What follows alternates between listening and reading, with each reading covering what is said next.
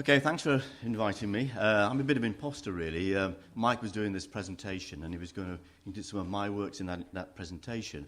And he said, well, if you're going to be in the audience, you should talk about it yourself. So I'm going to do that. I'm Brian Thompson, and I'm talking about a project that's a collaboration between myself, Jeff Cowan here at Dove Cottage, and a colleague from University of Northumbria, Professor John Strachan.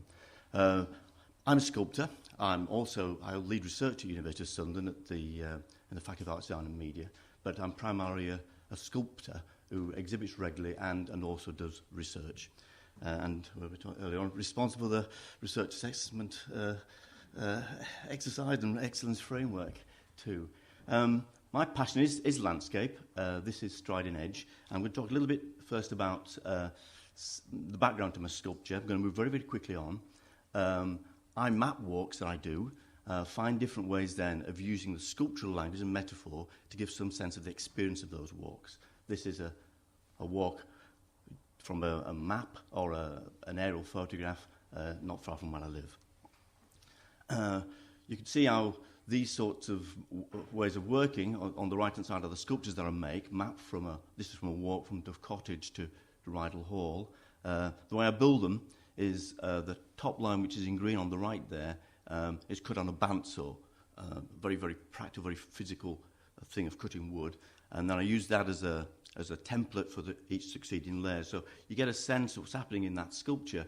Its origins belong to the mapping, the very precise place in the world. But there's also something else going on, which is a sculptural development, another narrative of layer upon layer, a history kind of trapped. So that's the kind of language I've been building up. And then using it to begin a way for me to explore not only developments of my sculpture, but developments of an engagement, a physical engagement with the landscape through walking.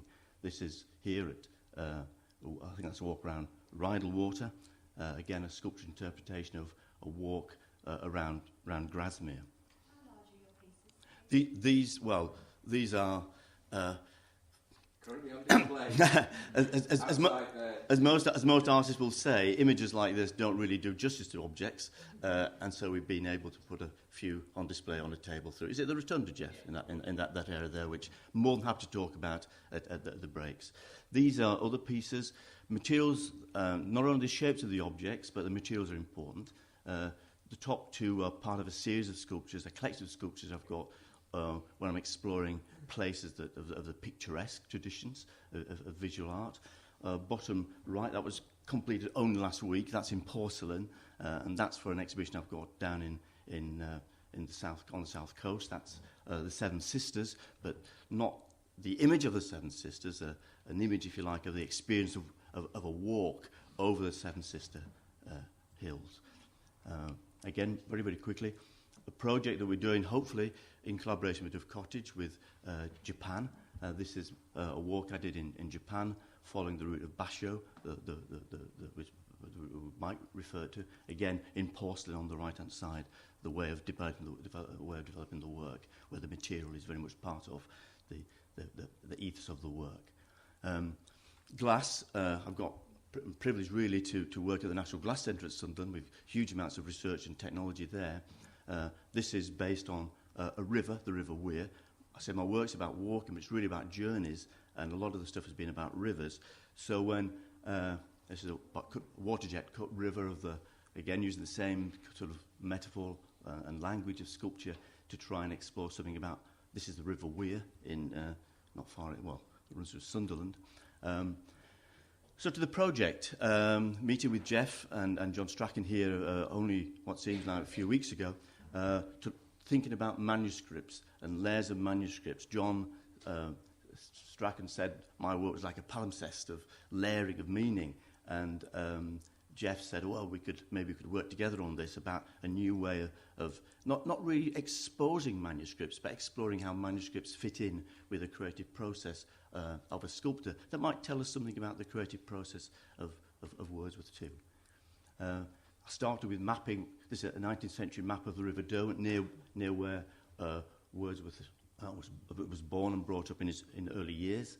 I wanted then, and I read a paper that John Strachan had written about Wordsworth's time in Goslar in Germany, the coldest coldest winter of the century, feeling very miserable and thoughts from home. So I was using the two rivers, the River Oker in Goslar, which is mapped in the centre there, and the River Derwent, which is the outline, if you like, of the whole shape.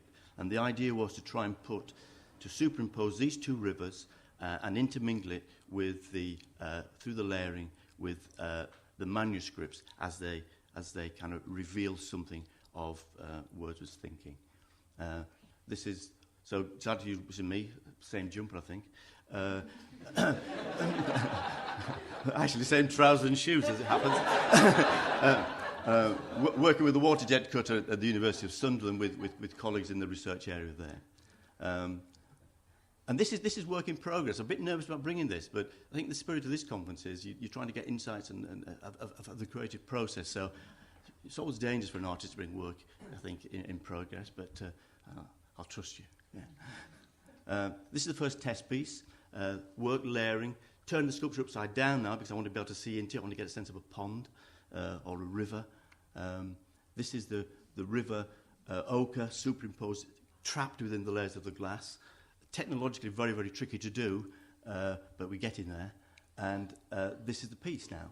This is where the layering of the manuscripts in time, trapped in the layers, is embodied in a piece of sculpture that tells you something about the river, tells you something about time passing, and tells you hopefully something about reflection.